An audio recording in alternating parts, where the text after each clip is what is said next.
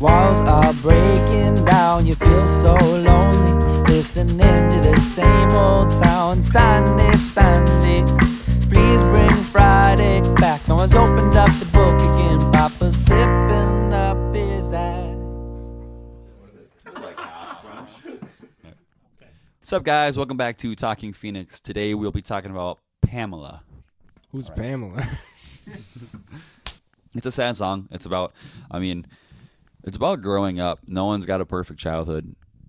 Nobody. I mean, if you do, I mean, call me out on that. But I mean, everybody, for real, it goes through some sort of trials, and a child who doesn't have necessarily the support that they need somewhere, or they don't have the proper circumstances in which they need help with. I based it around some little girl.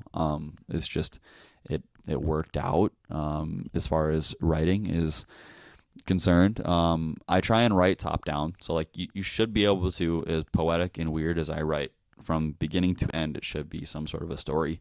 That's just, I feel like it makes more sense that way. It's cohesive. So yeah, this one's about a little girl with not even necessarily bad, just less than perfect living conditions and standards, and some sadness along the way. But you can't make every album in the minor key and sound like you're sad all the time. So we made it sound like you're wearing, a lei and have a grass skirt on in Hawaii or something. I don't know.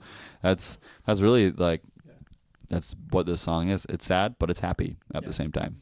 Yeah, like Jaden said, it's kind of an uppity song. Like it's pretty happy sounding, and I tried to make what I played kind of sound like that. So, I mean, I'm mostly just like in scales, like back down and back up. My bass line is going to each note scalar, like boom boom boom boom boom boom boom boom boom boom boom boom boom boom. So yeah, and it is kind of funny when songs work out like that it does sound super happy, and it's really not. I like to think one of my biggest inspirations and my favorite band of all time is Hippocampus. And man, so many of their songs sound so happy, and almost none of them are. And I know you had some inspiration with another like indie band for this one. Oh yeah, I was huge into Vampire Weekend for a long time, and honestly, we're not really. We're like an indie alternative band, however you want to classify us. We're not huge into like genres, but however you want to classify us, we're definitely not like a classic indie band. But this song is definitely indie. I mean, I was hugely inspired by at least like the vocal patterns and stuff. I don't have as high of a voice as the guy from Vampire Weekend, but like definitely my vocal patterns and how I was trying to write it was, in that style. I mean, Two Door Cinema Club, that kind of stuff. Like, I mean, I think that I don't even say that wasn't even what I was listening to while I wrote it. It just fit the theme. The song is such like a breath of fresh air on the album too. And it was intentional, the placement of the song too, where we put it in album order to kind of let you breathe for a second and let you breathe before going back into, I'd say, more of what our typical sound is, right? Which maybe is a little bit more along those lines of kind of like alternative rock, little Americana bluesy flair to it at times. But this isn't a perfect analogy, but I do kind of think this song, I think, is so unique because it sounds so different in my mind from all the other songs that we've recorded.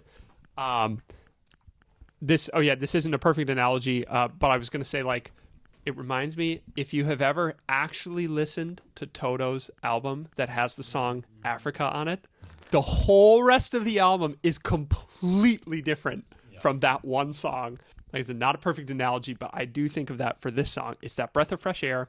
We stuck it right in the middle. Gives you kind of a relaxing moment before we dive right back into the heavy stuff. Yeah. This is definitely, as a guitar song, this is the cleanest thing in the entire album. Like, completely. There's, like, when it came to recording, it was really hard to record it because I just decided, no overdrives, no distortions, nothing. So I'll just let my amp be clean, and my amp is really loud when clean, and so we had to do a lot of mic adjustment just to even freaking record the guitar part. It was so tough. And it didn't need it wasn't trying to sound like this big Hawaiian getaway kind of deal when it does the key change, which was Tor's idea, by the way. We love that idea. But it just ended up sounding like it just because that was the reverb on my amp, and it was just kind of what worked. I think the perfect word to describe this is like a nice breath of fresh air, kind of ocean breeze kind of vibe. It's just nice and easy to just show anybody. Anybody can listen to this song and enjoy it, dance, have fun.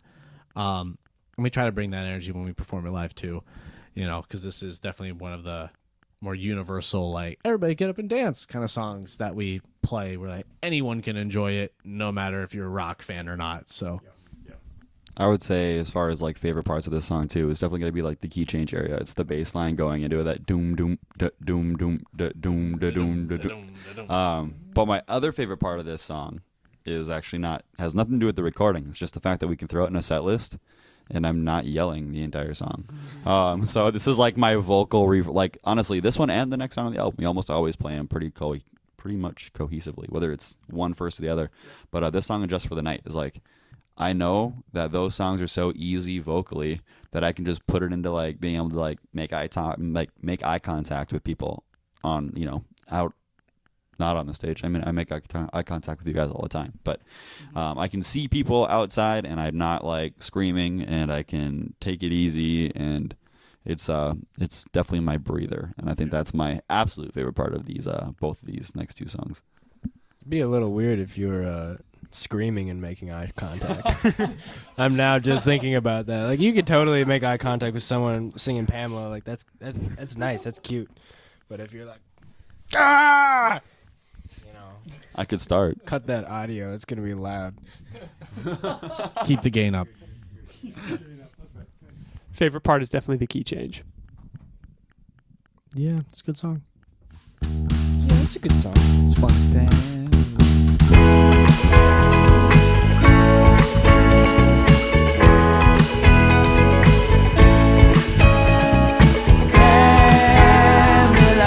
What's up, guys? We are Walking Phoenix. Thank you so much for checking us out here on Talking Phoenix Behind the Songs. You can follow us on social media and listen to our music on Spotify, Apple Music, or anywhere you listen to music. And if you enjoyed this video, be sure to watch all of our song stories from the American Greetings album on YouTube. Thanks again for watching. Make sure to like, comment, and subscribe. See you later.